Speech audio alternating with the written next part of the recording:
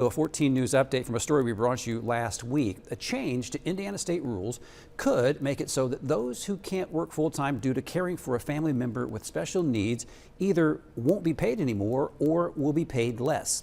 Robinson Miles joins us after hearing not only from state officials but also from those who would be affected about the state of the rule. The Indiana Family and Social Services Administration runs the state's Medicaid program. In December, they realized a projection from earlier in the year was about $900 million short of what they needed.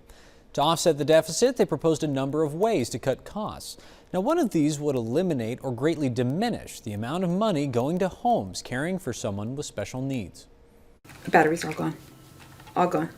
Carrie Broerman is a single mother to 7-year-old Orion. Orion has a number of diagnosed conditions, including OTC deficiency, which causes a buildup of ammonia in the body, which attacks the brain.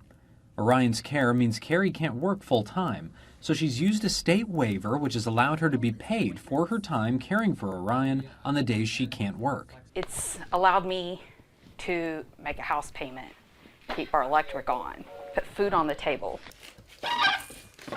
She says it was a hard feeling when she found out the state would be changing the program, meaning a significant cut to the money she could receive. Devastated.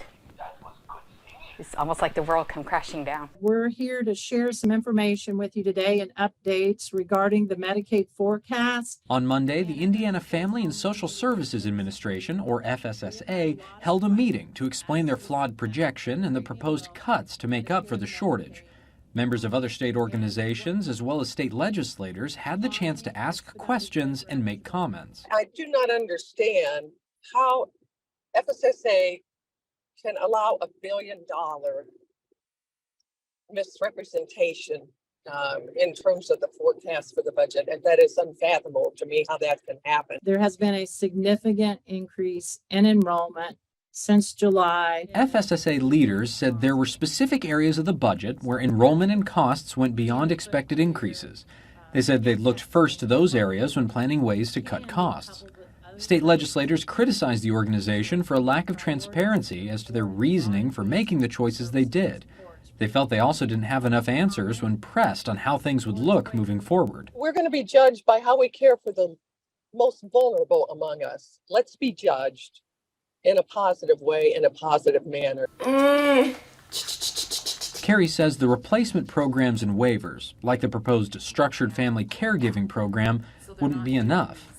She says she and parents like her are resilient, but something like this could lead her to lose her car. We as families are begging, pleading, help us help our children. Given the number of questions yet to be answered, Lieutenant Governor Crouch finished the meeting by asking the FSSA to pause the implementation of the new rules, which are currently scheduled to go into effect on July 1st. For more information on the proposed rule change, ways to send your thoughts to the state, or a link to the full meeting, visit 14news.com.